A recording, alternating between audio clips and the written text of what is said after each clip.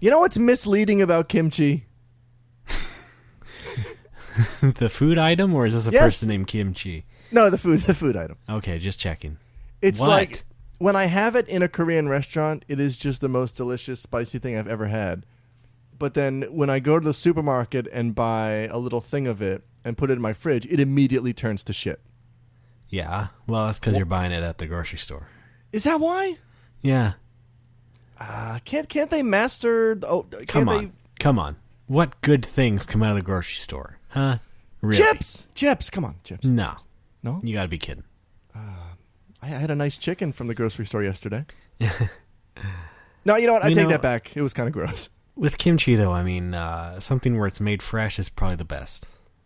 Yeah, that's true. They probably even if you stick it in a container and put it in a supermarket case, it's still sitting there for most of the day. Yeah. Doesn't matter how cold it is or what have you. It's still not going to be great. I know. You know, I had a student a long time ago, years ago, like 6 or 7 years ago, he was one of these vehemently anti-Korean dudes. Oh. And he was telling me about how gross Koreans are. And he's like, "Did you know that kimchi is made with bird shit?" I'm like, "What?" He's like, "Yeah. They drench it in bird shit and then bury it in dirt for a month." I'm like, "What? What the fuck are you talking about? Where are you getting this? It's like it's pickled vegetables and cabbage and spices. Isn't that it?" Like, how racist do you have to fucking be to actually believe something like that? Yeah, exactly. You want to hate people if you're that kind of person. Yeah, well, I mean, it just goes to show it's not isolated to here. It's not isolated to America. That's true. Oh God, yeah. Stupid racist bullshit is invented all over the world. I had an epiphany this week, and I forgot what it was, which is really sad. I had this realization. I had this unifying theory about race and perception of other races and xenophobia in Japan. What is this? The Big Bang Theory? Shut up. I'm Alex. I forgot what it was. Something that unified and answered all the questions I had about people being racist assholes in Japan, and I can't remember for the life of me what it was. I remember I was happy when I thought of it, like, well, that's all sorted, and then I forgot about it. Just put that in the ledger. There we go. Yeah. Yeah. I gotta write this shit down. Yeah, you do. You know? I don't think the iPhone is helping you because you're not using it. That's right. I'm not. You need one of those moleskin notebooks. Yeah, I do or is like it those. Moleskine? I think it's pronounced Moleskine. It's spelled Moleskine. It sounds like Ben Stein. Open me up. That's a terrible Ben Stein. Win Moleskine's money.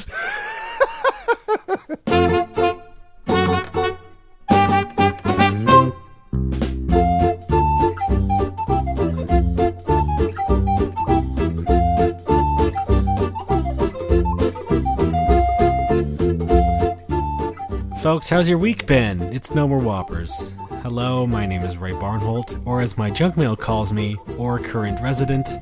And with me as always, inventor of the Fraioli hat, Alex Fedora. Hi. I take it off and I bow. Alex. You know what? Yeah, I didn't want to rush into this, but I do have a confession to make. What? I now own a fedora. Nah, it was a leftover from a Halloween party. Somebody brought it as part of... I cosplayed several times. I did! Somebody brought it as part of their costume and left it at Cooper's. And I started wearing it as a goof, just as a goof, little goof. Okay, so it's not like a Indiana Jones type. No, although I did have one of those in college. And I cosplayed several times. Thanks. Throw me the idol. I'll throw you the whip. And I put the hat on just as a goof, and people were saying it. Cute people were saying, "Oh, that you look really good in that hat." Well. And I thought, "Oh, fuck, maybe should I look into this?" So I took it home. It's sitting on my coat rack. I haven't actually worn it out in public yet because I'm sober now. But now, hold on. Were these Japanese people? Yes, of course. Well, the fedora stigma, I don't think has really reached that country. That's right. I know. I tried to tell a friend about it, a Japanese friend about it, and they were mystified that the fedora is kind of reserved for sociopaths in America. To put it very lightly. Yes. Yeah. They thought that was kind of a weird thing because it is, it was like a classic American hat back in the day. Yeah. But now it's like, no, it's for nerds. But then the hat got a little bit smaller, Yeah, and the head's got a little bit bigger. Yeah, fatter. But I don't know. Do you think I can pull it autistic. off? Do you think I can wear it in Japan? I have to see it. My greatest fear is that if I run into another foreigner, they're going to be, oh fuck, it's a fedora head, you know. Well, oh God, you're right, because it's also getting colder out. You might be wearing a longer coat. Oh yeah, I do have a long winter coat that I wear. And you do play a 3DS. I do play 3DS. Oh no, man. Raymond! Maybe it's not the best choice. I don't like fitting into this archetype. Maybe you should find a wider rimmed hat. I don't know. I feel like I think you look good in a wide rimmed hat. You're talking about a sombrero? Yeah. Okay. I want to be the kind of guy who doesn't. Alex. Thank you. I want to be the kind of guy who doesn't give a shit what other people think about what I'm wearing, but I know that those people, if that is left unchecked, they can become extremely obnoxious, and I don't want to be obnoxious for people around me. But does my personal fashion is that really obnoxious to other people, or is it all in my head? Do you let it go unchecked? I like culottes. I don't think so. Okay. I like the frills, The frills? No, I don't because when I'm in public, I'm highly self-conscious about my appearance, and I know I shouldn't be. I can't help it. I'm a very shy person. Me too. If I add a new thing to my wardrobe and I wear it for the first time, I am super nervous. I'm worried, are people going to think I'm weird? Oh, look at that weirdo wearing that weird thing. But like as a foreigner, I think maybe I should get a pass or give myself a pass on that. Yeah, well, I don't know. Yes, you should. All right. But will you? Yeah, probably not. No! Yes, I will. Yes! Yes! Yes! Yes! No! Oh, fuck! Anyway, folks. Yes. Welcome to the show. I'm going to say up front, I think we're going to do it a little bit shorter than usual because we want to finish the book club. That's true. And that takes a while because we talk about a lot of stupid shit. So that's right. This first part of the show will be a little bit shorter, I think. Yes. But anyway, Alex, how are you? Great. I'd also like to apologize for wasting 40 minutes downloading the new GarageBand and then being unable to use it. Don't talk about that because I was about to forget it. No, you Raymond. Brought it back up. You have to. Fine. All right, forget it. Now I don't like you so much. All is forgiven. Could you get me an Arnold Palmer? No. Oh shit. That's right, folks. It is No More Whoppers. We, as usual, we do record this a week in the past, as you know. But that doesn't mean that we're not still current. I mean, it's the beginning of November, but I'm excited about using SwapNote for years to come. Oh yes, of course. Right? Yeah, we can still be topical. Look at this supermarket tabloid. Lou Reed. I've never felt so strong. Yeah. Okay. Wade Boggs. What a fabric. I never dreamed anything could be so light and fluffy. Cotton is king. Okay. All right. So no, yeah, that joke doesn't even work because we talked about Lou Reed last week. Right. Never mind. Alex, just cut yourself. Stop talking. Yeah. What? Sorry. Cut me. What's going on? Yeah. At first I meant from the podcast, and now I don't know. Maybe just in general. Note to Alex: kill yourself. Okay. Love Alex. How do you spell? There we go. Take the people out of the oven. Thank you. How are you? What'd you have for lunch? Oh my God! I had breakfast for lunch. Brain breakfast? I had brain breakfast for lunch. Yeah, I took the Halloween thing a little too far. Now I'm a real zombie. No, I had a bowl of the classic fruit granola cereal for brunch. Well, that sounds pretty gay. Moving on. Aw. I'm kidding. No, it is. It's only the 2nd of November here in beautiful Japan. It's still the 1st over there, right? Yes. Let's talk about Halloween. Raymond, did you do any kind of celebration? Nope. All right. Could you say that in my voice? No. Great. Is that I, of course... yes. I'm Alex. Oh, God! Now, because Halloween was a Thursday, of course, I was working at Genesis in the evening. Yeah. From 7 to about 11. And then I ducked out to go to the Cooper's Halloween party. Because they got 500 yen pints, and I can't say no to that. How was Genesis? It was actually really fun. Last Thursday it was a full house. It was packed. I was working hard, getting experience. This week we got one customer. Oh, I see. And because it was so empty, the boss and I, Tsuchimoto, we decided we were talking about Halloween because it was Halloween. And we started swapping ghost Notes. stories and urban legends from our respective countries. Oh, And I see. By the end of it, I'd actually gotten kind of a chill, and I didn't want to walk to the station alone. It was actually really creepy. You learned a bit too much. Yeah. And I was so excited he had never heard about the classic American ghost story of the Phantom Hitchhiker, the hitchhiking girl. Refresh my memory. The girl in a white dress, hitchhiking in the middle of the night. Guy picks her up.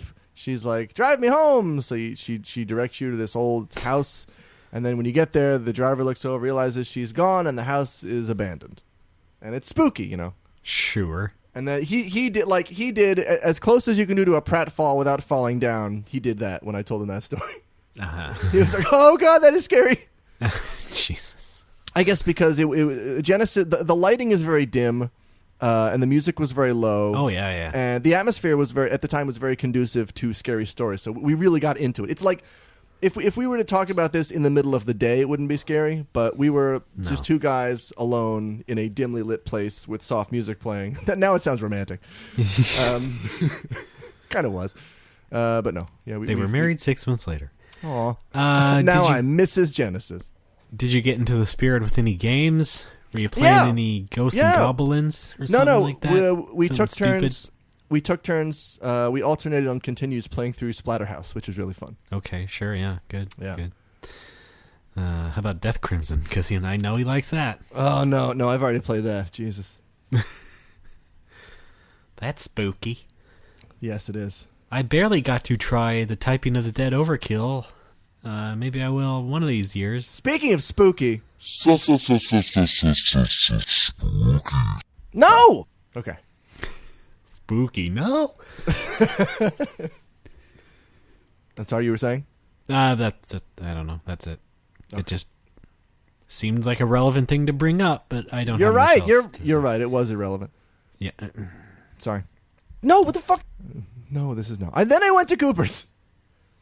Bar number 2. Did not have. Well, I wasn't drinking at Genesis, so really this was bar number 1. What? Sorry. I just said it was another bar. Technically, you're right. I did not have a legitimate costume, so I brought a plastic Doraemon mask that I bought for my kids' class, my kids' Halloween class. That is so Alex. I was underdressed at that too. All the kids were like full on princess, witch, vampire costumes. I don't know where they got them. I think all the parents got together like, let's buy Halloween costumes for our kids for the English class, or maybe they already had them on hand from school or something. Oh no! And I was like in my street clothes with a dinky plastic Doraemon mask on my face. That was all I had. I can't even do the voice. And when I can't do a voice, I don't try to imitate it. I try to go in the opposite direction for comedy. Oh my God! You know what you should have done? What? You should have been Jean Reno Doraemon. Oh yeah! Oh fuck! That'd have been great. You could have pulled that off. I could have. I'm not calling you fat, but you could have pulled it off. Hey kids, remember me from Onimusha 3? I just got that on Steam too. Oh good. Oh man, somebody should make a Doraemon mod for that. Might not be possible, but yeah. Oh okay. damn. Your little story here about the Masso reminds me of a time when back in high school, in public school, we had some smaller kids from other schools come by and I guess, do a little bit of a trick-or-treat round, I guess. Yeah. But I was part of the group of guys who did not come dressed and kind of got a little bit scolded for it, so we had to drive to wherever it was, the nearest Walgreens, and try and pick something out. Anything at all to wear. And I picked a single mask called Universe Stranger, which was just like a robot Power Ranger type mask. What the fuck? And I just stood there again in my plain clothes, just around as these kids walked around the room, I guess, or something like that. This is bullshit. And we were decorated somehow for the holiday. Wait, you were decorated? Like you got a medal? No. Okay, I misheard. So here's another fun fact about that, is that one of the groups of kids that came by included my niece. Oh, God. We're not that far apart in age, but we just kind of ignored each other that day. I think it wouldn't have really worked out. That's awkward. Eh. What are you going to do? I'm Alex. All right, so we understand each other's pain of the dinky mask costume. Yeah, sure. Okay, that was mine. And then I took that costume to the Coopers, and I quickly realized, if I have a mask on my face, I can't drink. So I put it on backwards, and I told people, no, it's like an African. It's one of those masks that it keeps tigers away because you think the tiger thinks that you're looking at it, so they don't attack you. Oh, I see. And then I realized the mask still wouldn't stay on my head properly. So I just I moved it down to my chest area and became Quato from Total Recall. That's about it. Pretty good. Oh, but the evening skyrocketed when I met a drunk salaryman next to me, who actually went to Indiana University of Pennsylvania, or IUP, very close to Pittsburgh. Uh-huh. And we had a long discussion about Pittsburgh, and I disappointed him yet again by telling him, I don't give a shit about sports or, pretty much anything. I just What do come you mean from yet there. again? Japanese people are always crestfallen when I tell them I'm not interested in sports, and I don't know why. It's like I'm supposed to be upholding my part of the American stereotype, and when I don't, they feel let down. Yeah. Like, you're supposed to love American football and baseball. I'm sorry, I don't You're fucking supposed know. to be a cowboy. I don't want to be a cowboy.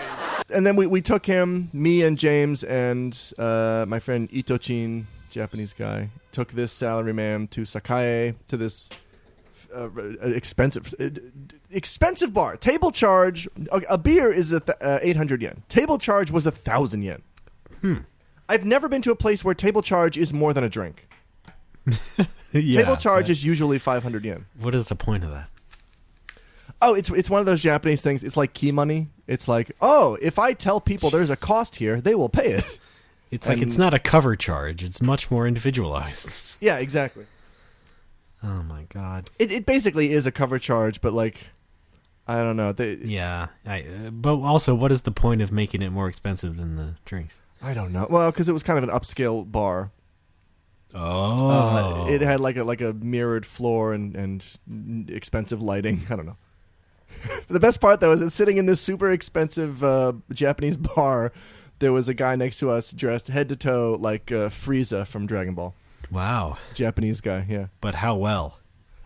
Pretty well. Pretty good. On a scale of Alex Doraemon to 10. Oh, shit. I'm going to go... I'll go 6.5. All right. Well, that's pretty good. Because he looked above average. Keep in mind it was dim, and I'd already had a few drinks. He did. Yeah, sorry. I started thinking of beer goggles now. Yeah, no. You have beer goggles with a cosplay. It was just one of those white bodysuits with purple paint at strategic points to look like Frieza. Oh, that's about it. Just paint, not even like a bulbous thing. No, yeah, exactly. So that's what kept it from being a 7. Yeah, I guess so. Anyway, after that, we got a cab back to Cooper's because that's where my bicycle was. Oh no, wait, I take it back. We went to another bar. Okay. Scratch that. Fuck it. You know what? I was tracking your activities on Twitter. Oh no! Yes, that's I right. get up early now, and I got to work, and you were still tweeting about these parties you were going at. Yeah, we were out till 5. We were out till 5 a.m. God, that's the weirdest thing, though. Is it like I can go out on a weekend, and I can drink a little bit, and I can go to bed at a reasonable hour, and I will not be able to wake up until like afternoon, or I can go out on a weekend or Halloween like this, drink way too much, go to bed at 5 a.m., and wake up at 11 a.m. like nothing happened. I don't know what that is, and I don't know why that happens sometimes.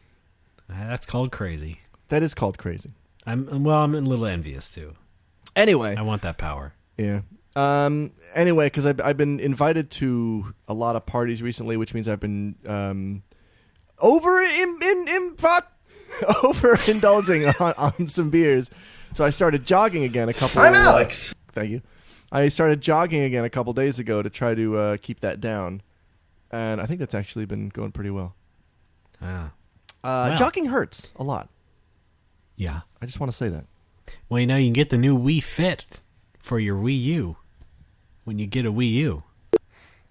Folks, before the show, we were discussing the Wii U and how Alex is going to buy one eventually. Once it cracks. Oh, there's no may about it.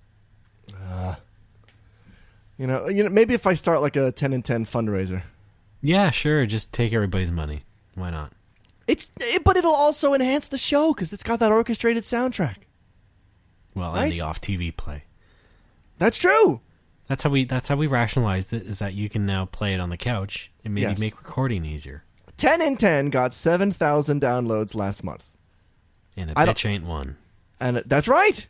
And I don't know what that comes that way. Hang on. That was 20. What's 7,000 divided by 20? That's approximately how many listeners I have.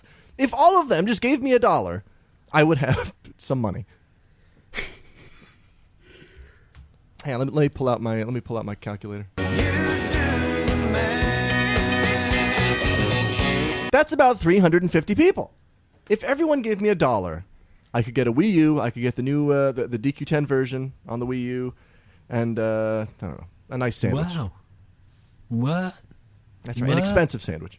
What? Raymond. Hi. Okay. Hi. An expensive sandwiches. Oh fuck. Sandwich. Thanks. One thing I really like about dying in DQ10. Yeah. If you die in an instanced party in one of those random dungeons, if the whole party wipes out, it just automatically disbands you and sends you back to the regular world. Like, there's no drama at all. It nips it in the bud. It's not like, you idiot, why didn't you heal me? Or, sorry, everybody, I suck. Or, we should have done this, not this. It totally preempts that with just, oh, no, everyone go away now. It's like it has a bumper sticker that says drama-free zone. Yes! I like that about it. I almost had a little drama. I was doing one of those dungeons today, and the batteries in my Wii remote ran out. And everybody's running through this dungeon, and suddenly I stop, and I'm like, oh, fuck, batteries! Where the fuck are my batteries? I'm turning my apartment upside down, looking for my rechargeable batteries. Finally found them. But it tells you when the batteries are low. I know, but I always think I know better than it does. What? I don't know. Like, no, I can finish this dungeon. How can you be that stupid? Because I'm Alex. No, I think this is beyond Alex. And then they run out, and then the party's like, are you okay? And I'm like, sorry, remote control batteries. And everyone's like, oh, okay, no problem. Oh, my God. Yeah. Oh, I don't know if I mentioned this on 10 and 10, but I led an entire party to its death unknowingly. I'm surprised you haven't done that more often. Oh, no, this was grand. I met up with Minea from DQ4. I forget her English name, in one of the dungeons, and she gives you a quest, and she sells you these cards that you use to trigger legacy boss fights. Oh, I did not know this. I bought a card for Belial, the yellow demon boss from DQ2. And I used it. I offered it up to the statue at the beginning of the dungeon. Usually, if you go to that statue, you give it a metal slime coin or a metal babble coin somewhere in the dungeon. It means you'll fight that monster and get some experience. I thought, oh, I wonder if this gives me something too. So I offered up the card, the Belial card, to the statue. And it turns out it's like a level 99 boss. And we all died. And I had no idea. Well, anything else about DQ10? Because I want to wrap up this segment and get going with the next I don't one. think so. Oh, okay. I will tell you this, though. If you haven't heard on 10 and 10 yet, the Maribel voice is back. I just want everyone to know. All right. Well, then let's move on to our next segment. Actually, what we're going to do is we're going to do fan fun first and then book club at the very end of the show. That's right. We're going all out of order. Look forward for the hurricane of fun. It's like reading a choose-your-own-adventure book from the beginning sequentially all the way to the end. Oh, yeah. Plus the gruesome death. Oh, God. We'll be right back.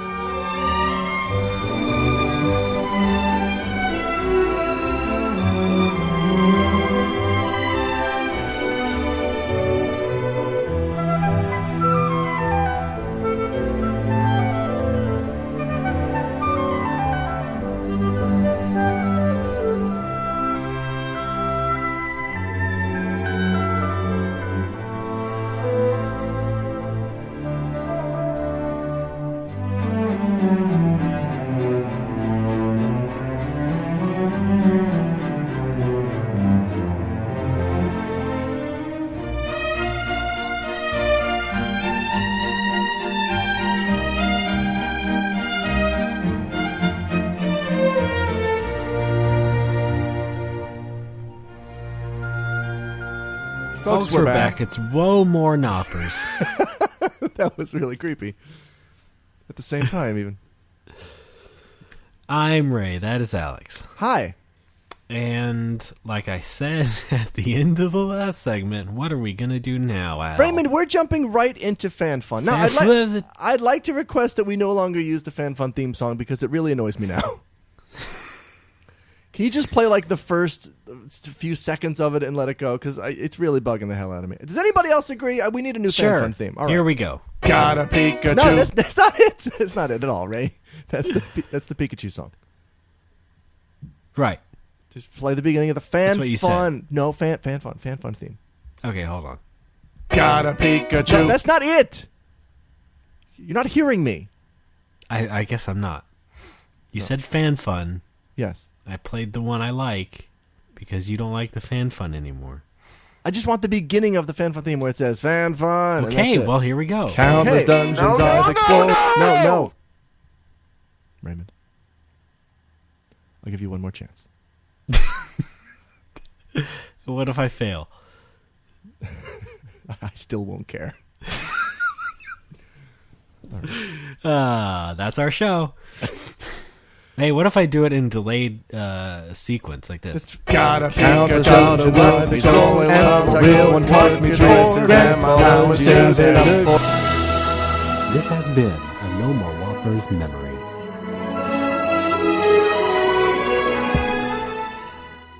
Thank you. I think it's time for fan fun. I think it is, folks. We've got donors and Facebook likes. How do you like that? I like it a lot. Good. You ready for donors? Nope. All right, Raymond, the first one is from an Andrew Jonell. Interesting. And I have one question. Y'all ready for this?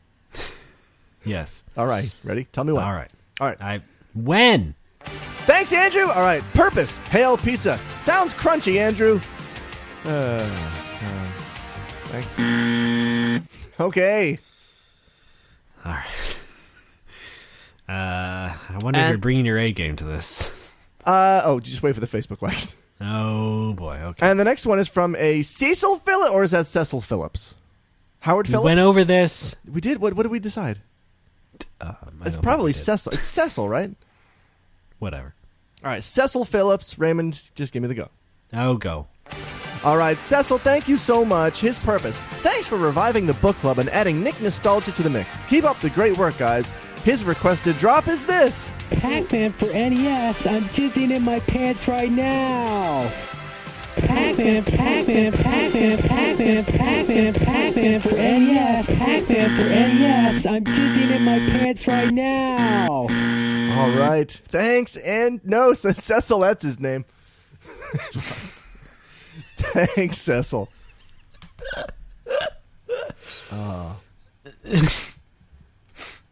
We have fun here. Yeah. Pac-Man for NES. Pac-Man for NES. Pac-Man for NES. I'm jizzing in my pants right now. Right. Okay, stop. Got a Pikachu. No, that's even worse. All right, thank you, donors. Thank you so very much. And we've also got Facebook likes. Raymond, I'm going to need you to go ahead on this one as well. Yeah. Just as a refresher, folks, go to our Facebook page, facebook.com/NoMoreWhoppers. Like the page. I will disrespect your heritage by doing something with your name in this segment of the show. In the way only Alex can. That's right, yeah. He's a trained professional. I am a trained professional. Do not try this at home. Cape does not enable user to fly. Raymond, could you give me the go on Facebook likes? Yeah, go. Hep C, Marin, laser with 2 L's. What do these 3 things have in common? Together, they're an anagram of Cameron Pershel. Jared Schwartz, German for yes, red, black. Was George W. Bush's Secretary of State a Peter? No, a Powell. After an extended stay in Tijuana, the Count suffered a severe case of ashburn. It's really hard when people give me pseudonyms. Yeah. Louis Vuitton introduces a new line of designer bags made from mouthfuls of meat. Niku Luang Vuitton. And isn't it about time for Mr. Daniels to take off that dress? No. I like Jeff Lacey. All right. Thanks. Thanks, everybody. Thanks for liking the Facebook page. We appreciate it. You know what? No, I'm not going to thank you. I think this should stop. Oh, no. That's too much. We're coming up on 700 likes. Oh, I guess that's true, huh? Do you know what happens when we get 700 likes? Angel gets its wings. No, we get the plastic spider ring. Oh, I wanted the metal one. Oh, dude, that's like 1 million tickets. Well, you better get back to that skee ball. Yes, sir. Roll. I'll stay here by the Mario pinball. No, I imagine you like sitting in the Chuck E. Cheese, sitting under an umbrella, like sipping a cocktail while I'm slaving away at skee ball. you're on a lounging, you're like a deck chair, getting a tan. Yes. Being serenaded by the animatron. I want that ring. Jesus Christ. All right. That's fan fun. Thank you guys for all your contributions to NoMoWo country. Yeah, exactly. Thank you. Well then, and now it's time for the book club. Book club. Pikachu. No, Raymond. We have a theme for book club, right? Sorry. Got a wooden sword. That's not it. Got a Pikachu. How long is this going to go on for? Countless dungeons. All right, that's better, I guess. All right, let's finish this up, shall we? We read the last 2 chapters of Slimed. Yes, that's right. Oh, history Nicholas Golden. And, Alex, do you have any words to lead us into this before we really get into it? Well, I will say the final 2 chapters of them, the first one is called The Challenges. Why but did they unrelated kick to the that. creator of Ren and Stimpy off his own show? Raymond, Raymond, I'm talking. That's not what I meant. Raymond. That's not what I meant. What did you mean? Man, did you have any opening remarks? Probably going to get lunch when we're done. You already got lunch. I don't know. That's not a real lunch. Oh, well, now you admit it. Cereal is not a real lunch. Alex, is this lunch? No. No! You know, it is a lunch. Yeah, okay, yeah. What? You have the drop. Sandwiches! Thank you. Let's read the fucking book. All right, what was that chapter? The Challenges. Why did they kick the creator of Ren and Stimpy off his own show? ? And it's really about people fighting.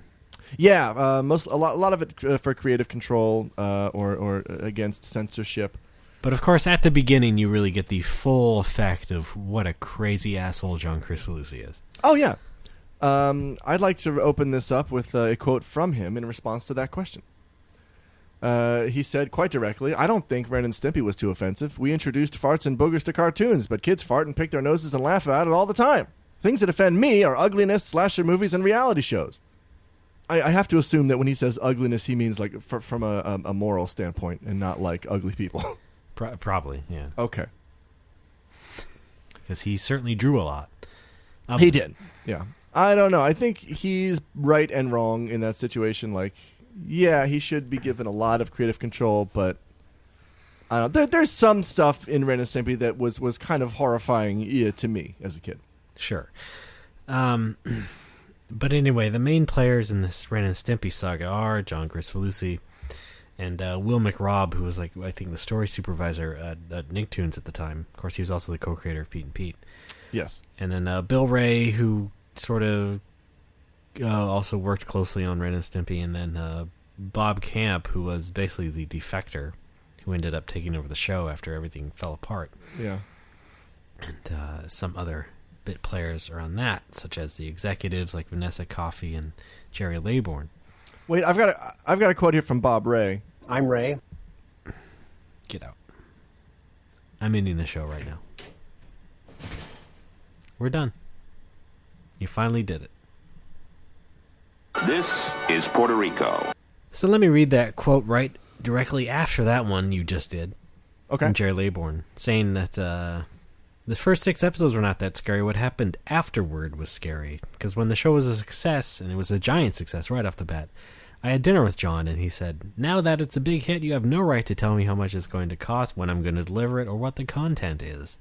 And I said, "John, you know what? I really don't care what it costs, and I don't even care about the delivery. But the content is important. I can't let you do that." Yeah. It's like John. I don't think John Kay really fully realized it was for a kids network. Yeah. Even though he was quite involved in making kids cartoons and seemed to, at least to in his own mind, understand what kids cartoons were about, but yet demand creative control so early on and in such an extreme way really doesn't connote intelligence that much. No.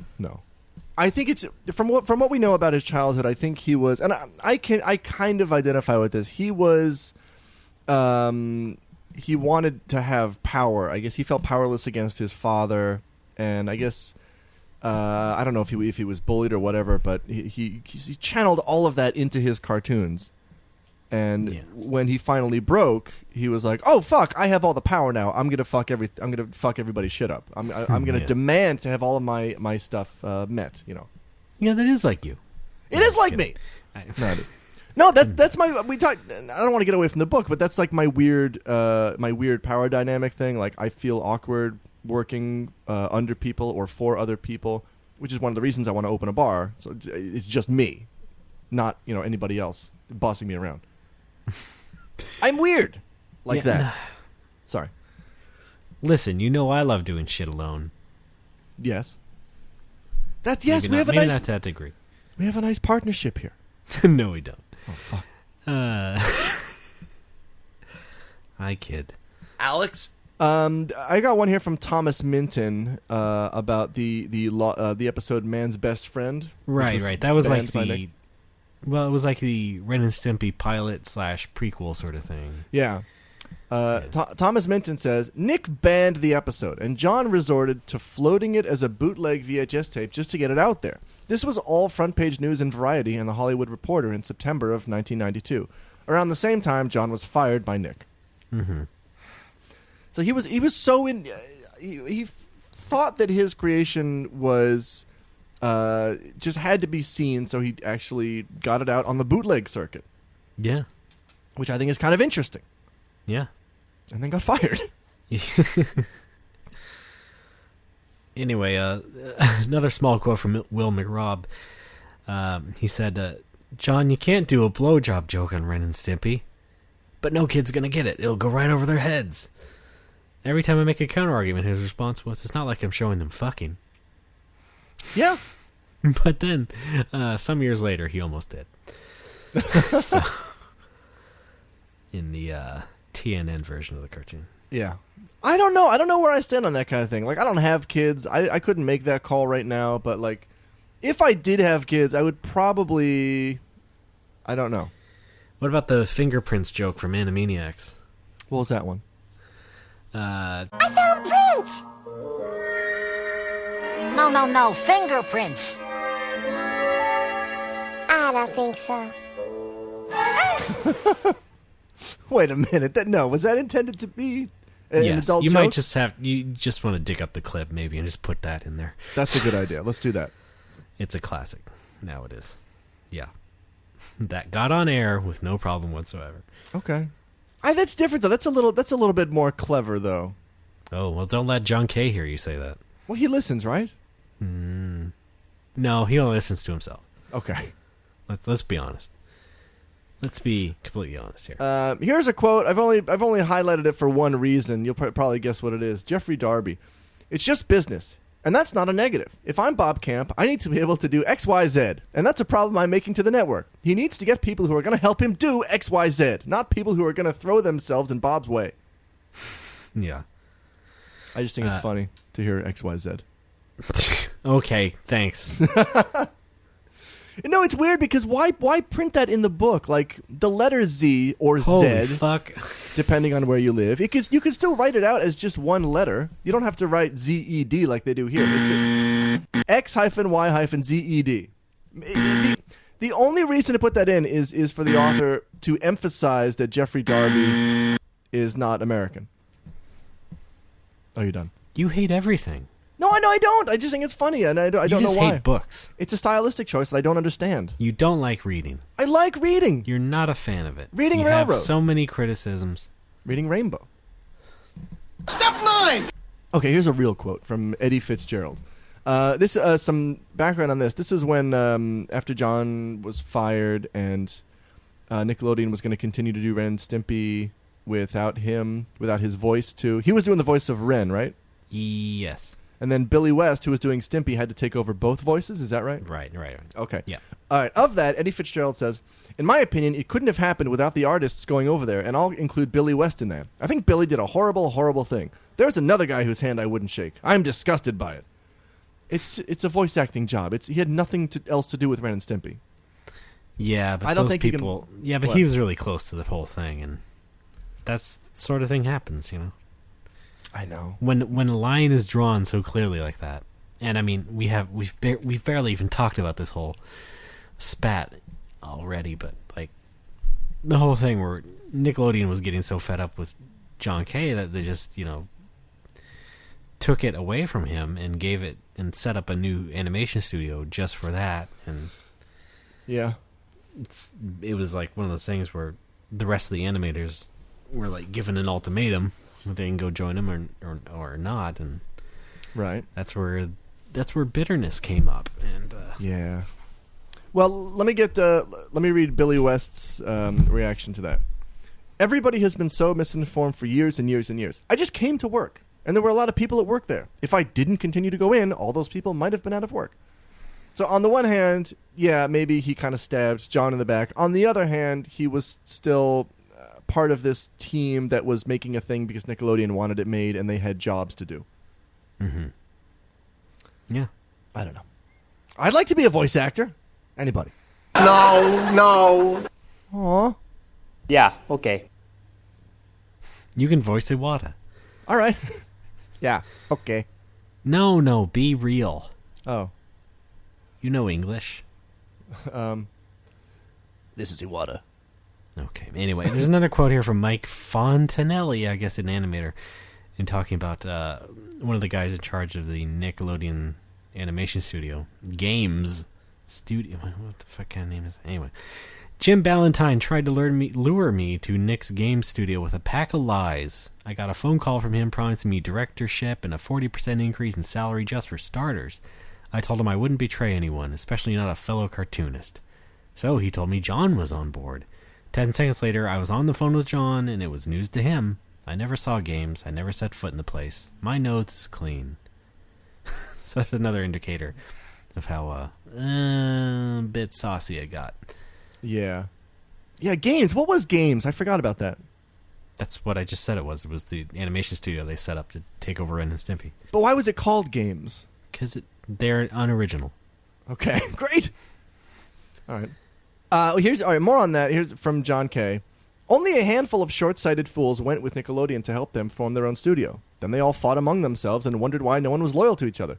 One of them very angrily told me on the phone months later how Bob Camp was a real backstabber. Duh! Surprise! And then Mike Fontanelli again. Yes. John was supposed to fade away and be forgotten, and they were all to move on from Ren and Stimpy to even bigger and greater things. It didn't work out that way because the new Games cartoons were mean-spirited and ugly and more expensive. And they were as late as ever, if not later. Bob Camp counters. We did the series, got them done on time and on budget. But that was another big argument point, was that when John Kay was doing it, it was like Ren and Stimpy just kept getting later and later to make. And Yeah. There's somebody said here how it was like the broadcast order was like the first episode, second episode, third episode, back to the first episode, the second episode, back to the first episode. Yeah, I remember that as a kid, too. They were not coming in on time. Yeah, I remember them. do.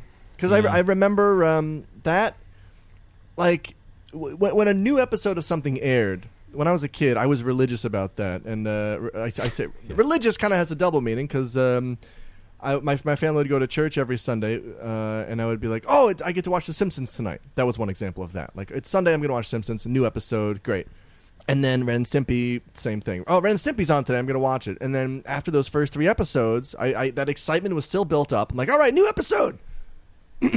Sorry. You were just getting your voice broken then. Yeah. Oh, new episode. And then it turns out it's just it's a rerun. It's the first episode again. I'm like, what the hell is this? Yeah. Oh, what's going on? Anybody? So one last quote of Ren and Stimpy from Jerry Laybourne about firing John. she says, I really took it seriously. I read psychology books about what happens with these kids that have had a really troubled childhood, which he had. How do you manage them? It was painful, and we had to fire him. Yeah. Oh, no, wait. And right after this, the quote after this from Will McRobb. There's a Ren and Stimpy DVD that came out that was from the season after John had been fired. He's on the commentary track with all the traitors who took the show over. What sick person thought of putting John's commentary on those shows? Yeah, I want to hear that. What brilliant person. And I know that in some of these instances, I know they did this for Simpsons DVDs and Lord of the Rings DVDs. When it comes to commentary, because everybody is so spread out over the world, they have to do they like Skype it in, or they phone it in. They did literally phone in their performance. Yeah. And I don't know, just for I imagine that was another one that was phoned in. I cannot imagine him actually sitting in a room physically next to these people. Have you heard them? Are they on YouTube or anything? Okay. No. Unfortunately, I'm not that big of a nerd, so I haven't even seen the DVD. Because in the case of the Simpsons commentary, like they're all Skyping or on the phone on a conference call. So even though they're in different parts of the country, they can communicate. In the Lord of the Rings DVDs, this is just my only example. I'm sure it happens in other movies. They are doing it alone by themselves. And then when they edit it, they just mix in the most interesting things they say. They're not actually talking to each other about the movie. So maybe it's one of those things where it's totally isolated and then put together. That's how Valve's commentary stuff works in their games. There we go. But yes, that was funny. And it also reminds me of apparently when Dan Harmon was coming back to do the new season of Community. Oh, yeah. Somebody at Sony was like floating the idea that, hey, Dan should do the commentary for season 4. Oh, God. But then he kind of blew up about it on Harmontown and kind of did it for us. Anyway, yeah. So, then of course we move into other topics relating to animation and any other hardships. And next is Doug, right, Alex? Yes, I have almost called you Doug. Thanks, Roger. Here's one from David. David Campbell says, there was an episode of Doug finding some money, and he goes and returns it to the police. Our writers were up in arms about it. They were like, what kid is going to find money and return it to the police station? So Jim and I had to take the weekend off and go to the country and write this episode. Every now and then, you're inevitably going to have a clash. This is addressed later in the book, but that's one of the things that I liked about Nickelodeon is that it was realistic without being very cynical. Like, as a kid, if I found money on the sidewalk, I would probably return it to something or somewhere. You want to know a secret? Yes. Like 2 weeks ago, I found $10 on the sidewalk. Oh, wow. I hope you gave it back. Took it. Ray. It was early morning. No one saw me. Okay. All right, let that be a lesson. If everyone always do your crimes in the early morning. Right. The early bird catches the money. Catches the 10. In 10. Yes! Jeez, not a drop. No. Part of the aims of some of these shows was not just to provide entertainment, but to sort of teach lessons to kids, like a proper kind of to healthfully socialize kids to be responsible people. And one of those things would be, you find something, you return it, you know. And I feel like not the only reason. One of the reasons I would do something like that is because I saw it on Nickelodeon as a kid. Like, they're reinforcing this thing that I should do if I'm in this situation. I will do that because, you know, they played good, nice music when Doug did it. I don't know. They played a sweet little jingle. Oh, maybe it's a good thing to do. You're so Pavlovian. I know. Jeez. Every time you play a drop, I salivate. Oh, is that why your couch was so wet? Yeah, sorry. Ew. I don't like that some kids' stuff is... I sound like an old man saying this, and it alarmed me when I realized that I think this way now. Like, I don't want kids' shows to be super gross and irreverent and rude and weird because... And I'm saying this mostly from getting punched in the balls for 3 years working at Japanese elementary schools. They see that shit on TV. Yes. That's where that shit comes from. I'm sure it's hilarious to them on TV. They don't know the difference between TV and real life. They think I'm a fucking cartoon because I'm a foreigner. They can just punch me in the nuts. No, you can't. You can't do that. You do have big eyes. I do. So You know what they say about guys with big eyes? they're Italian. See. Anyway, that's all I have to say about that quote. There's some bitching in here about Mitchell Kriegman, who was not only Mitchell Kriegman, Clearwater Revival. created Clarissa, but he was also working on some of these cartoons, and apparently was a bit of a crazy man sometimes. There's someone called Joe Anselabir. Wow. Here, Okay. Oh yeah, I see this. Joe Anselabir. Anselabir. Oh, I like that Anselabir. one. Let's go with that one. No. All right. Joe Ancillary Beer. So he was working on what? Was it Doug? I can't tell from going back. Shit. Anyway, yeah, let's just say it was something. Oh no, it was right after this quote you just read out the money. Jesus. Okay. Oh, okay. Anyway, he said, Mitchell offended me so many times. The last time he offended me, he said he wanted me to do something some way, and I didn't want to. Then he told me to just try it. So I tried it, and we were having a conference, and I had to call Mitchell, and I said, we tried it. Paul doesn't like it, Arlene doesn't like it, and no one likes it. I have a room full of writers here who agree it doesn't work this way. And Mitchell said, and this was the end of me and Mitchell, I don't fucking care if the whole Writers Guild West disagrees with me. I want it this way. We went to Paul and said, we're quitting if Mitchell doesn't leave. Teamwork, everybody. Hollywood. Love it. Well, somewhere in America. Yeah. Just people saying either he goes or I go. Yeah, a lot of that kind of bickering happened behind the scenes. It's a cartoon. Don't you know you shaped my childhood? That's why they did that episode of Doug where he's writing a cartoon and everyone's bickering and he fires somebody. It was really brutal. Yeah. And stands up in the middle of class and says, I don't give a fuck if the whole Writers Guild. And they didn't even censor that. I don't give a fuck if the whole writers. No, they can't do it. That's pretty close. Damn it.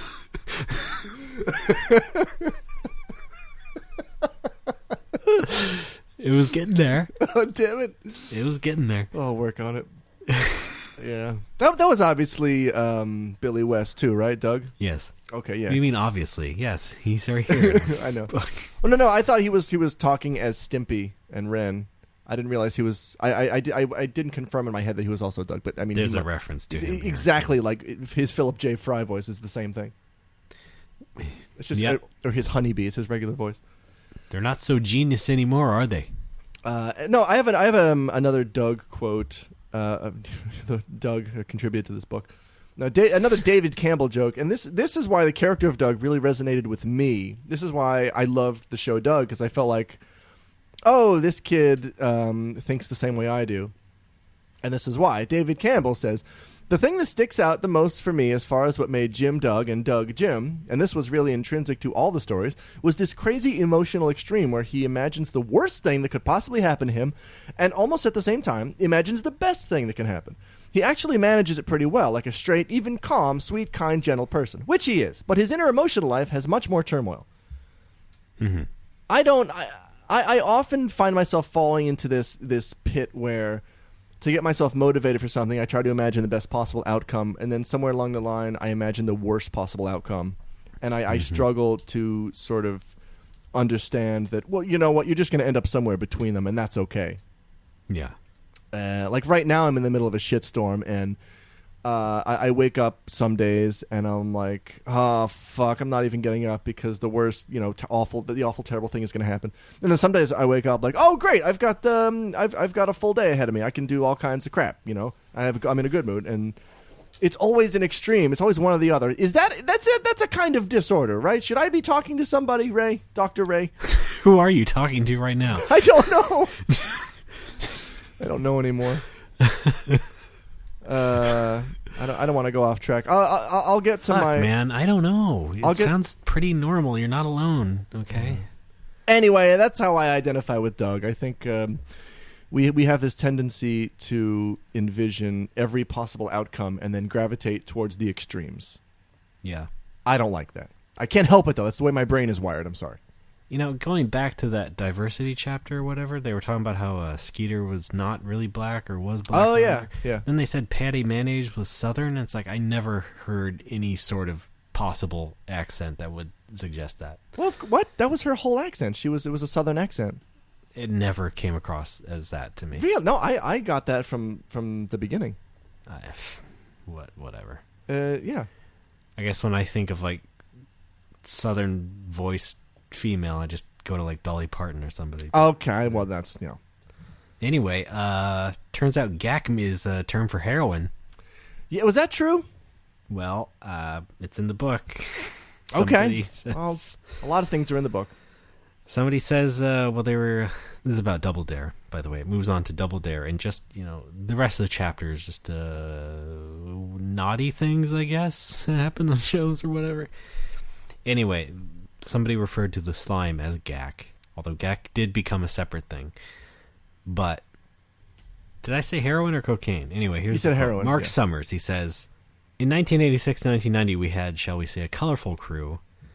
But without mentioning names, there was a certain amount of recreational drug activities going on, and gack is the street name for heroin, and that's where it came from. Klinghoffer and me laughed our asses off, and I'm laughing because Klinghoffer out of context is just funny. Excuse me, let me interrupt here. Klinghoffer and I, Mark, apparently you're not obsessive about grammar. I'm Alex! Sorry, go on. Klinghoffer and me laughed our asses off because Nickelodeon apparently didn't do their research and didn't know, and when we told them, they about shit themselves. Should we pull this stuff off the market, or what the hell do we do? So they were hoping that it never got out, and apparently it never did. I quite enjoyed Until gack. now. Oh, no. I quite enjoyed the Nickelodeon gack. It was a lot of fun. It smell. I had one that smelled like pizza. Did you have that one? Which was really awful. It was like it smelled like the Earthbound ad, really. I hate those sorts of non-solid toys that other kids touch, and it's like I never want to touch anything. Oh yeah, God. Oh yeah, I would never touch another kid's gack. I always had my own. Yeah, yeah.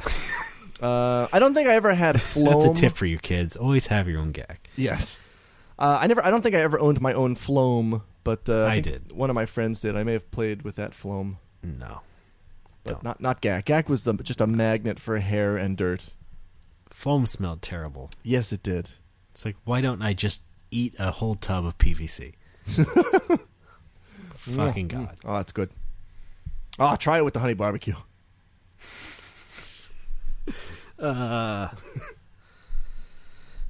It's like it's gross for not the intended reason, I think. Yeah. Anyway. What else was there? There was gack, Floam. What else did they put out? There was another one, right? I honestly forgot. I think so, but whatever. Nickelodeon Jizz. Glack. Glack.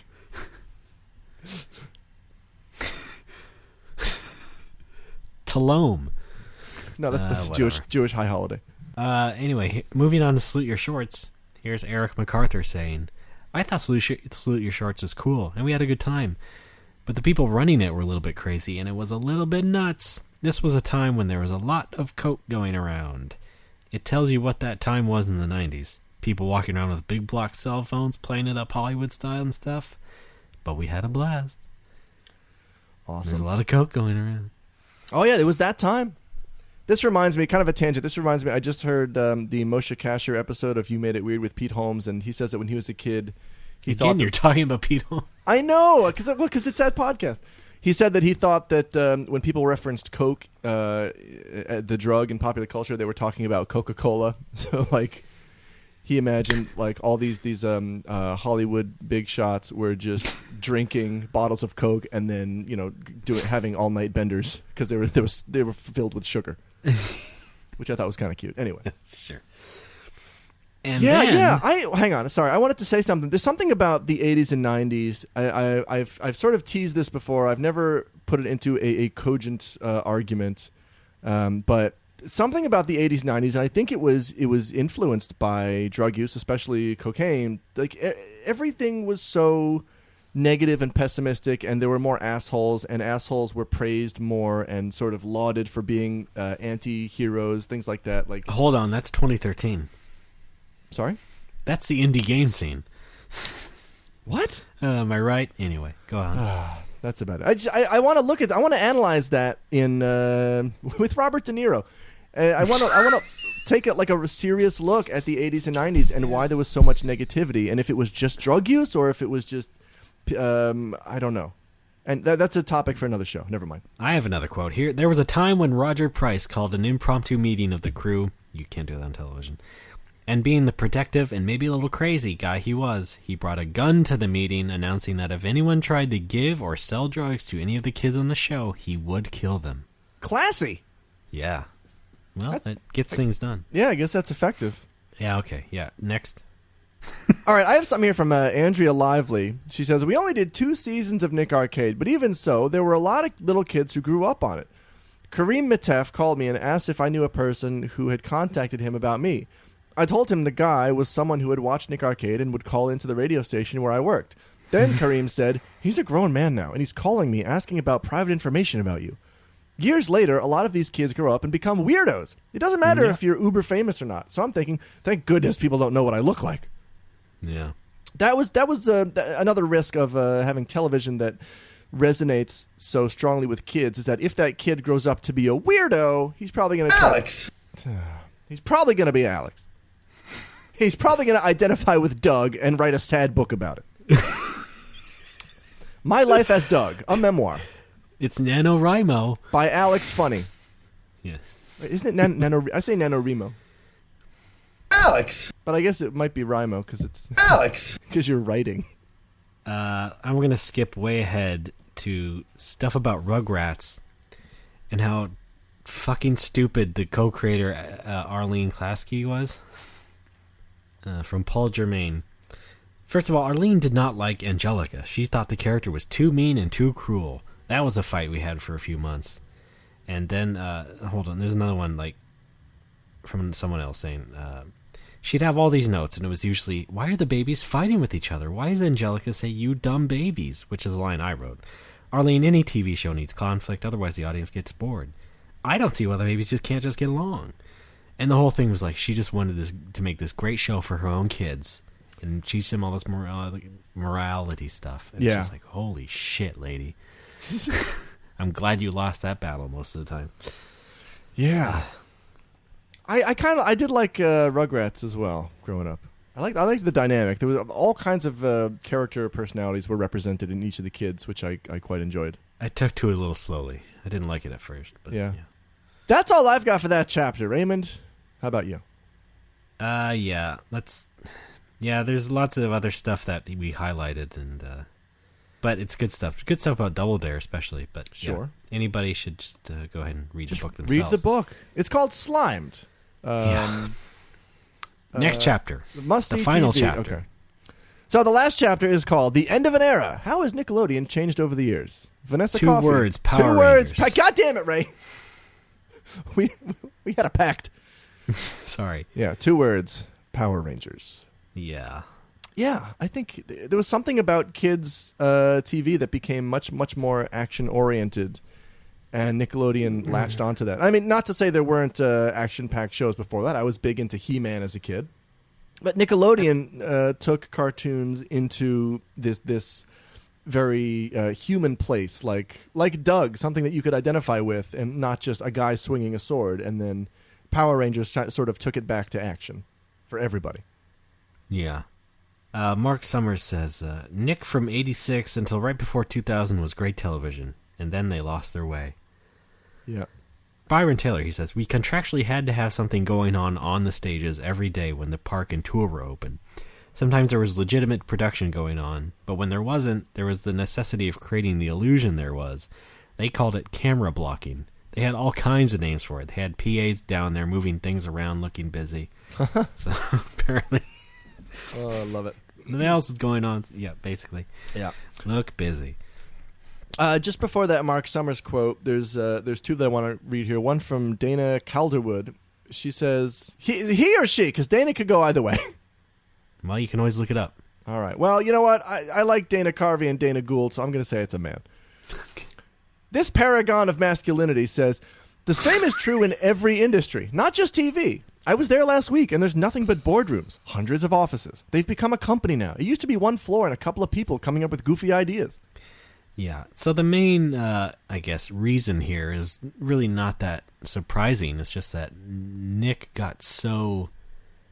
I mean, first of all, you change executives and people have different visions and stuff, but it's also like they got so enthused with the merchandising idea. Yeah.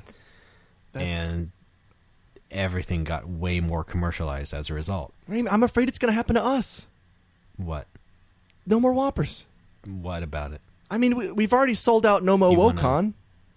Well, why not? I don't know. You don't want to sell out?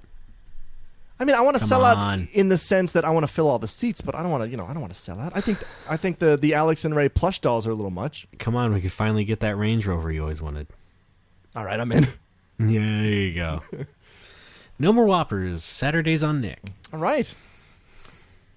We've got an after-school special. Say no to most drugs. Scott Webb doesn't really pull any punches. He said, there's no real meaningful talent that exists within Nickelodeon, and there's no real industry leadership that happens there either. They squandered everything that this foundation of branding gave them. They threw out the logo. They've pretty much thrown out everything that allowed them to be a business that had a powerful relationship with an audience that could live on like the greatest love affairs of history. Yeah. Et cetera, et cetera. Yes. The empire I don't know has about that last line, but yeah. Actually, I was going to read another one from Scott Webb before that one. He goes, one of the things that happens within a corporate structure is your boss becomes the customer. You start thinking what's going to get approved or what's the thing that they want, and you stop thinking about the audience. Play is extremely risky, and I have to say, for the most part, completely discouraged within corporations now more than ever before. I mean, there's no playing happening at Nickelodeon now. I guarantee it. Yeah. I'm sure he's right. It's down to the formula. Let's put this on. It'll get these numbers. We can put out this merchandise. There you go. Larry Silka says, the stuff I see on Nickelodeon today over my kids' shoulders, I don't know whether they're watching Cartoon Network, Nickelodeon, or Disney. Whatever Nickelodeon's particular signature is right now, I'm not hip to it. Yeah. I think that goes for everybody now. Pretty much. Will McRobb adds, everything's about wish fulfillment now, becoming famous or popular. What was great about Pete and Pete is that we glorified being a kid. There aren't too many shows that glorify what it's like to hang out in your backyard with your kids with your friends trying to figure out what to do for the day. Yeah. So, yeah. Here's one from Tommy Lynch. We did feel we had to have a hit every time we pitched a show. The world was becoming more competitive. The Disney Channel was getting some traction. Cartoon Network came into existence. The big three networks became creatively irrelevant, so it was on. It also became a fact that the kids' cable business became big business, so every decision had to be vetted by various departments. It wasn't bad, just different. I guess. I think that's kind of bad, though. I mean, again, Yeah. It goes back to, everything has to be a hit. Isn't that how it is with video games now? Yeah. Like, you can't just... Yeah, precisely. Yeah, a big company can't just put out a fun, cool game, original thing. It's got to be a fucking huge production, or else you're not going to make any money off it. And I think that really hampers creativity. You're too scared to do things that you might want to try. Yeah. That's why No More Whoppers is fun. It makes money. That's right. Well, maybe. Johnny Shithead doesn't seem to care. I thought you were going to read a quote from Johnny Shithead. No. Johnny Shithead says, "My head is composed of shit." Dana Calderwood again says, they hadn't been corporate before. They wouldn't let advertising in. Casio asked us to put their name on the Double Dare clock for $1 million, and Nickelodeon didn't do that. Oh, yeah. They said, we're not Disney. Yeah, oh my God. See, that's a tough one. I don't know if I would object to that one because it's just a word. It's just one word below the clock for $1 million. Yeah, you kind of get into that soupy sort of... we could pull this off, and it's not too much of a sellout. Yeah, true. So what else? There's some stuff about what happened to Doug when that moved to Disney. Oh, yeah. Hang on. I have a lot of stuff highlighted here. I'm going to find out what's necessary and what's not. Again, about the whole power dynamic thing. The reason I liked shows like Doug or Rugrats where kids were really exploring their fantasies, Alan Goodman says something about that relating to the real world. He says, things like Nickelodeon Takes Over Your School was a terrific promotion for us back in those days. There was a toy run where we had the whole wish fulfillment thing for a child. They got to run wild through a store for 5 minutes and grab anything that they could grab. All of those things were feeding this notion of, I'm a kid and the world is mine. That's kind of what our orientation was. And that was mine too. And I feel like... I love your orientation. Thank you. Allosexual. Wait a minute. Air circulation. That's kind of how I am now. I admit in a lot of ways I'm kind of a selfish person. I try to be nice whenever I can. I admit I'm kind of a Yes! Shut up, I'm talking. Sorry. And the earliest I can remember feeling that sensation of I'm a kid and the world is mine was watching the I don't think it was on Nickelodeon. What was that? Maybe it was. What was that show? It was a early video game show where like the end of it was you got to run through this obstacle course full of games, just NES games, and pick all the ones you want off the wall. And whatever. That was Video Power. That was Video Power. That was the most excited I'd ever felt watching a TV show. With the Velcro. Yes, exactly. Yeah. Like, oh my fucking God. I look forward to getting a game. One game every few months maybe, and this kid just ran through with a fucking shopping cart and filled it up, and I want those.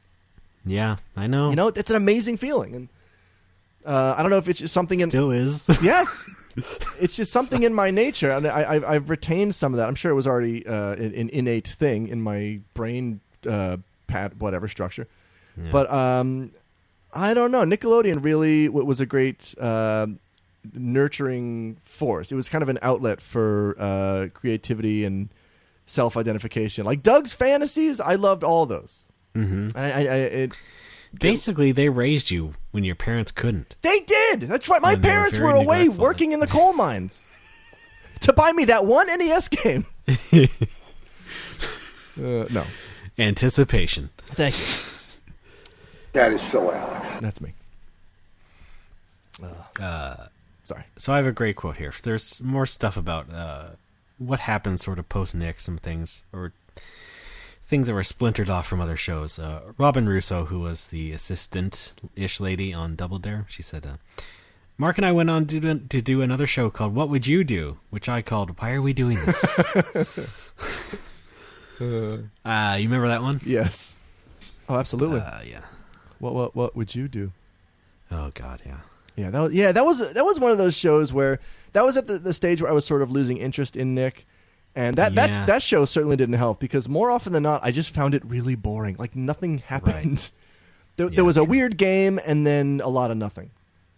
Mm-hmm. I didn't understand it. And their goofy gimmick was to hit people with cream pies. Yeah, which wasn't. I mean, okay. Yeah, you got slime right there. I mean, yeah. What's the big deal? But yes. Can we talk a little bit about the Kids' Choice Awards? Yeah, talk about whatever you want. This is a short line that made me laugh from Herb Scannell. Scannell or Scannell? What do you think? Scannell. He says the first year there was a busload of people who scanners. Fuck. He says the first year there was a busload of people who wouldn't clap. They were Eastern European deaf people. I think Alf won Best Actor. Say no more, right? Yeah.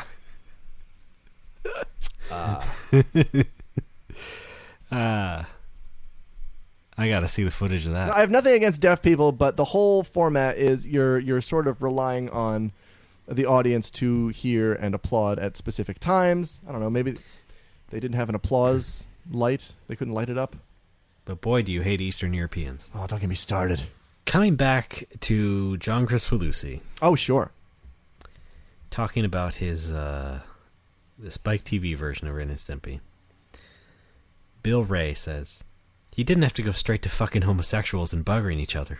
Save it up, imply it, work with it. That vile, ugly thing is totally self-destructive. A way to say fuck it forever." Yeah. When Microsoft gave him a big pile of money for a cartoon, he called it Weekend Pussy Hunt. Are you kidding me? Yeah. Artistic freedom is one thing, but they're not going to want that. They want Ren and Stimpy.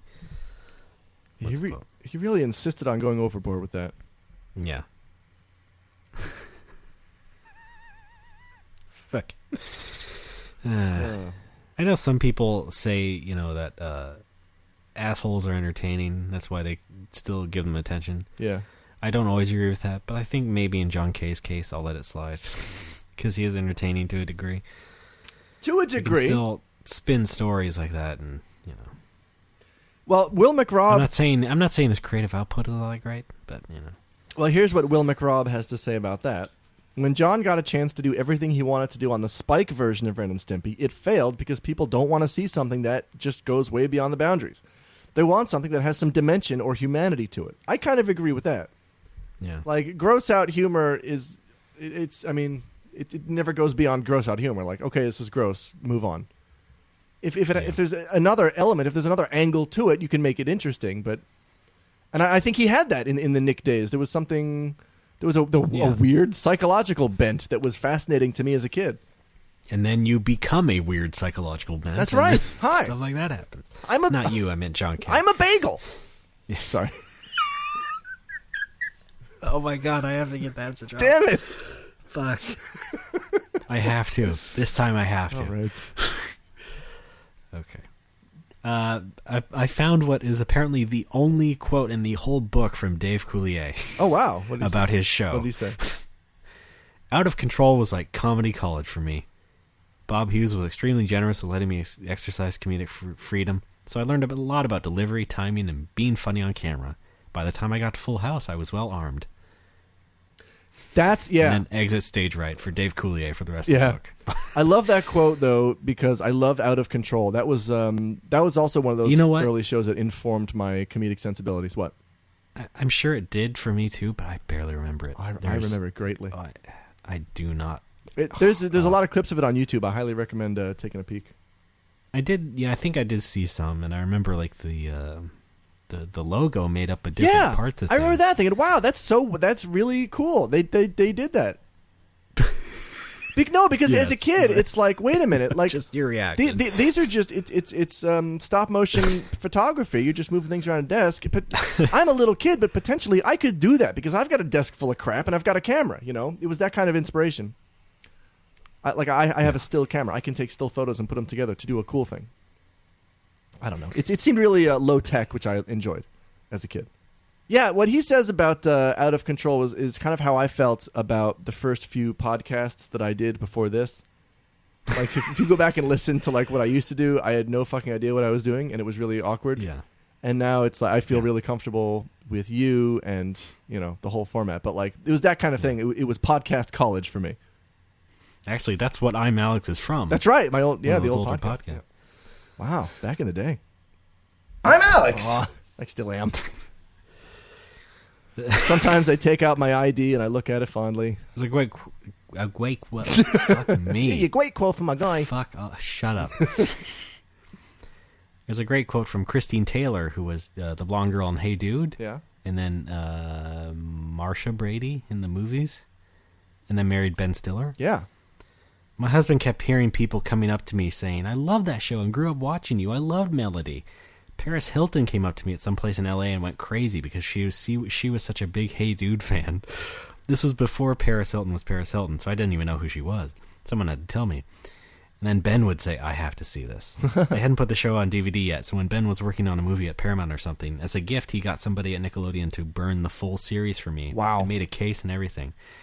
And then Ben has since pulled some scenes and clips to use against me. He does little home movies, and he'll sometimes throw some scenes from Hey Dude on just to make me Yes, I highlighted that quote too. That's awesome. Yeah.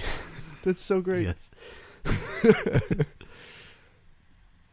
Like here she is. I can, Here she is with their firstborn. Cut to feeding a horse.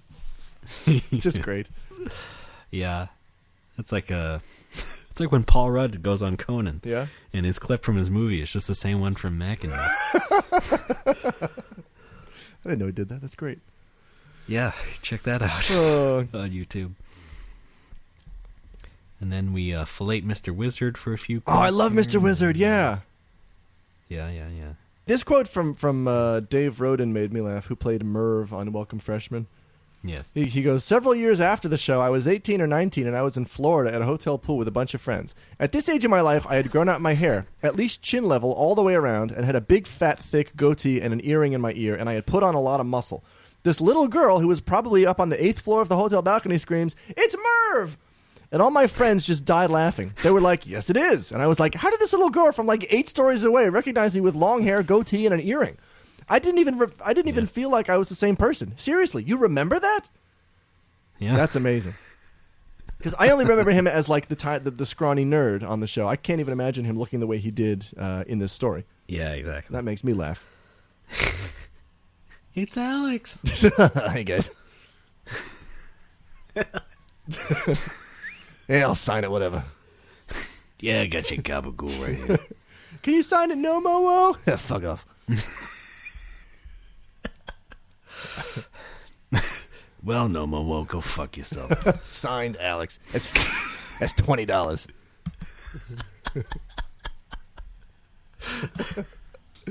This ink ain't free. Right this way, Mr. Fraioli. Yes, I'm coming. I gotta go have a smoke. I don't like Italians. Aw. Wouldn't it be funny if you somehow turned against Italians in your old age? I would not do that. No, of course not. I don't care how many Dago, Guinea, what greaseball goombas come out of the woodwork. Little quote from Jacob Tierney. It almost felt like it didn't happen because it was so quick. It's weird to see yourself in 22 episodes of TV you barely remember doing. Yeah. I get that feeling Growing up from a is lot of hard these to do. kids. Yeah. I have that feeling about this show. Fuck. Yeah. Who ate all the gabagool? Who? I don't know. Oh, See, it was so long ago. yeah, we forget. Yeah. This Japan. Japan? What's that? I've never heard of that. I think it's a what country was that? in the Orient. What? Crazy. It's where Oriental ramen comes from. That's my favorite flavor. I know. It tastes like a rug. Yeah. Here's one from John K. that sort of sums up my feelings about No More Whoppers. I can't watch anything I do. All I see is the mistakes. Yeah. And then Chuck Swenson adds, I haven't watched anything. It's much better to go forward. Having done it, it's like reliving a high school football game. Who gives a fuck? Well, Texans. Yeah, that's true. And Jeffrey Darby sort of lays nostalgia to rest in a way that I think is kind of sad, but also kind of sensible. This happens every generation. People go back and find what they grew up on, and they watch it again. And they usually find out that it wasn't anywhere near as good as they thought it was. There were some pretty lame "you can't do that on televisions" mixed in there, but there were some genius ones, too. Basically, people should realize that you are cherry-picking your childhood. You are cherry-picking your nostalgia, and that's okay to do. No shit, yeah. That's fine to do. But you don't have to own every season of Salute Your Shorts, do you? Yeah, and also, it cannot actually, contrary to popular belief, be raped. Yeah, I wouldn't. So shut up about that. Yeah. I'm sorry that the Ninja Turtles movie that Michael Bay is making does not look exactly like the 1987 cartoon. So sorry. Things have to move on and appeal to a different generation. Yes. Roll the clip. Oh, Michael Bay deaths. all right. There we go. Now, that's all I got for the last chapter. Yeah, me too. Do you think we should read the special message from Artie, the strongest man in the world? No, because that embarrassed me, and I don't Really? like it. I read it in his. I read it to myself in his voice, and I kind of loved it. Yeah, it's pretty lame. All right, fine. If you want to know what we're talking about, it's the last 2 pages of the book, if you own it. Borrow it from a friend. Yeah. Yeah, I think some of that stuff was pretty obvious, about nostalgia and whatnot, but Yeah. the point was to read all these interesting stories from the people who were there. Yes. And I think we got a lot of that. Yes. However, of course, as we discussed even early on, like that particular oral history format does not really work, at least not the way he specifically constructed it. Yeah. Honestly, I would prefer a mix. I would like some kind of narrative, some kind of non-fictional exposition telling me what, and then maybe include some of the quotes. So I just read an excerpt from an upcoming book about Blizzard, the game company, and that is apparently an oral history format, except it's like narrative part, then quote, narrative part. I like that, quote. though. That sounds good. Yeah. But at the end of the day, it's like I still got the information from the people. Yeah. And got to hear Marc Summers swear. So Marc My Summers. Or read. Marc My Summers. Marc My Summers. No new slimes. I got nothing. This won't be a single, dear. Sorry. Oh, God.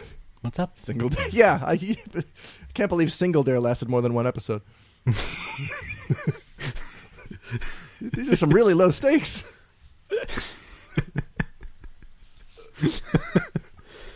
Yeah, why didn't they ever? I'm surprised they seriously didn't go on and do Triple Dare. Yeah, I wonder. Triple Dog Dare doesn't have the same ring to it. Alliteration, They should. Really they should do. Somebody should do a Double Dog Dare. It's like Archerio Paul, but you take old episodes of Double Dare, but everybody's a dog. Right. Oh, I'd love that. Exactly. Somebody get William Wegman on the line. Why is that not on Animal Planet? Oh man, that should be the new Puppy Bowl. Double Dog Jesus. Dare. Yeah. Those dogs would not like slime. No, they wouldn't. And then they would just eat that Sunday slide. It would all be safe for dogs, of course. Oh, right. Safe chocolate. Yeah. The dogs have to wear the giant clown pants and catch pies in them.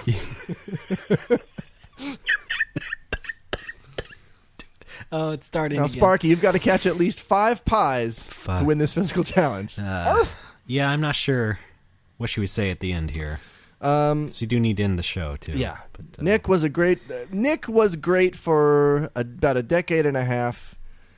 It lasted, I mean... And everybody... Its quality lasted about as long as we watched That's right. it. And you can learn a lot from that. A lot about creativity, how not to treat people, how to treat people.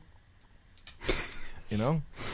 And how to run a successful business. It did give me a little bit of insight into my own nostalgia, because the whole basis for me opening this video game bar is I like nostalgia, I like booze. And this was sort of a reminder that, not everything back then was great. But yeah, exactly. It's, identify what was great and focus on that. And you have your memories. I have my memories. Important. They're always going to be there until I forget them when I'm old. Right. And I sound like this. Yeah. Well, we just went over that. So. That's right. So yeah, that was Slimed, and that was our second book club here on No More Whoppers. That's Who knows right. if we'll do another? Oh, the Bible. No, I feel like you made that joke the first time. Yeah, maybe. Here's a quote from Jesus Christ. He said, I agree with this. My God, why have you forsaken me? I thought everything was cool with him and God, but then out of nowhere we get this business. Where's the gabagool? Let's do the Quran. How about that? Who ate all the gabagool? Here's one from Gog and Magog. Okay. Sorry. I had to read the Quran in college. Oh, I see. Well, shall we end the show? We shall. Forever. No, just for this episode. Great, let's do it. Okay. Okay, fine. Just this episode, whatever. Thank you. Folks, that has been the end of this episode of No More Whoppers. Thanks for sticking with us. It's one of our longer ones in a few weeks. I know. 6 hours? Oh, boy. Just you wait. Anyway. We should do a marathon. Oh, that's right. Podcast-a-thon is coming up. I'm excited for that. Yeah, let's go. We should get on the ballot, or on the ticket this year. The ballot. I don't know what to say anymore. I don't know words. I'm starving and I really have to pee and I'm tired. Fine, okay. Folks, go to our website, nomorewhoppers.com. There you can find our donate button. Give us money. Alex will reciprocate by mentioning you on the show. And you can also do that on the Facebook page. Facebook like it, and Alex will reciprocate by talking about you again on the show. Alex? Be nice to us on iTunes. You can find us on iTunes. We like nice reviews, like every podcast tells you. Lots of nice, positive reviews. That's right. And on Twitter, we are on. Oh, God. That's right. No More Whoppers. I'm Patui, Pitohui. Raymond, who are you? RDB, AAA. I'm serious. And... Where am I? Nah, boy. Sorry. Where's the gabagool? Facebook. Find Issue Scroll, which is my game history magazine. Listen to Retronauts, which is a game history podcast. Listen to 10 in 10, which is a current events podcast. Yes, it is. By our friend Alex Reed. What's going on in Syria? Don't say Canistal's and trade back. Don't say Canistal's. Okay, good. Alex, thanks for being a sport. Anytime. For once. Hey. Everybody else, keep your nose clean and we'll see you next week. Gold subscribers, stick around till after the show. We have a new segment on bandolier repair with our guest, a crazy syphilitic cowboy from the past.